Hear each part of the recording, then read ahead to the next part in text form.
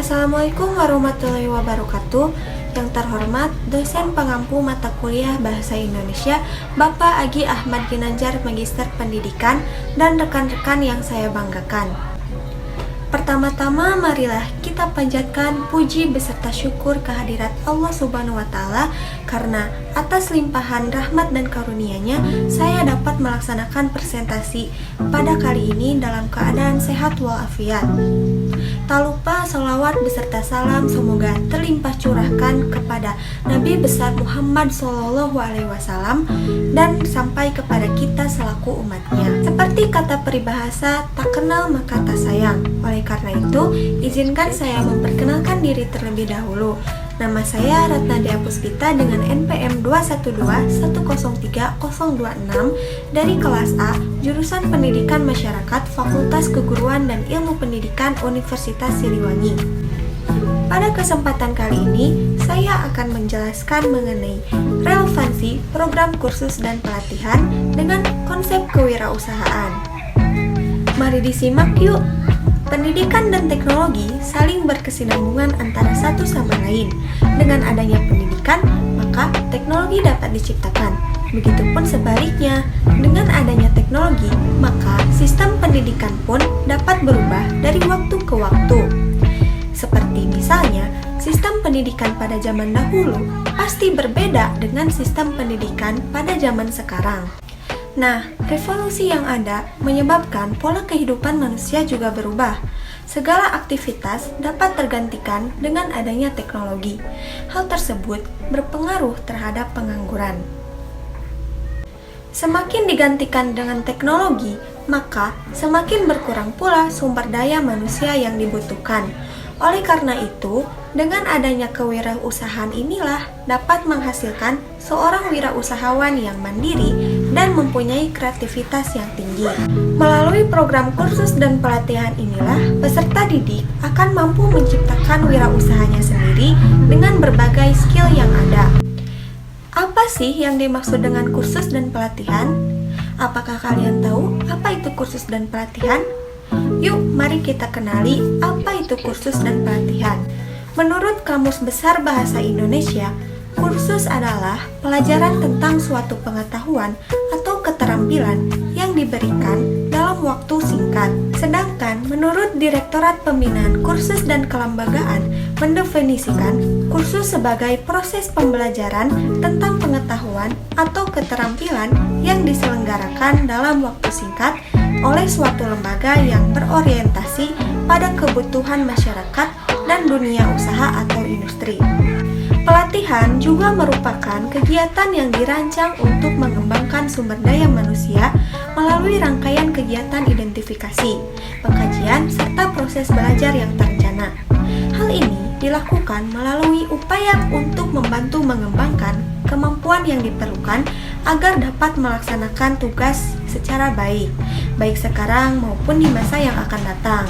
Ini berarti bahwa pelatihan dapat dijadikan sebagai sarana yang berfungsi untuk memperbaiki masalah kinerja organisasi, seperti efektivitas, efisiensi, dan produktivitas. Kursus dan pelatihan mengandung dua konsep yang saling terkait. Kursus mengacu kepada kepentingan individu yang belum bekerja, sehingga dapat didefinisikan bahwa kursus merupakan kegiatan pengembangan secara sistematik, sikap, pengetahuan, keterampilan, pola perilaku yang diperlukan oleh individu untuk mengerjakan suatu tugas atau pekerjaan dengan lebih baik. Sedangkan pelatihan mengacu pada kepentingan organisasi dan dapat didefinisikan sebagai prosedur formal yang dipergunakan oleh organisasi untuk memfasilitasi belajar anggota-anggotanya, sehingga hasilnya berupa perilaku mereka yang dapat berkontribusi terhadap pencapaian tujuan organisasi.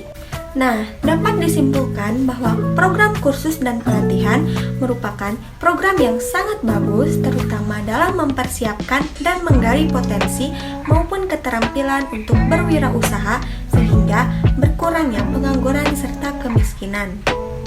Nah, bisa dilihat berikut ada contoh program kursus dan pelatihan. Jenis kursus ada dua, yaitu 1. Kursus berbasis keilmuan atau akademik seperti bahasa asing, komputer, pertanian, perbankan, akuntansi, dan lain-lain. Yang kedua, kursus bersifat teknis praktis seperti kursus tata kecantikan, tata boga, otomotif, pengemudi, perhotelan, dan lain-lain. Selanjutnya, apa sih tujuan dari kursus dan pelatihan itu? Bisa dilihat sejalan dengan Undang-Undang Sisdiknas Nomor 20 Tahun 2003 Pasal 26 Ayat 5, maka kursus dan pelatihan diselenggarakan dengan tujuan untuk memberikan bekal pengetahuan, keterampilan, kecakapan hidup, dan sikap untuk mengembangkan diri, profesi, bekerja, usaha mandiri, atau melanjutkan pendidikan ke jenjang yang lebih tinggi kepada masyarakat yang membutuhkan.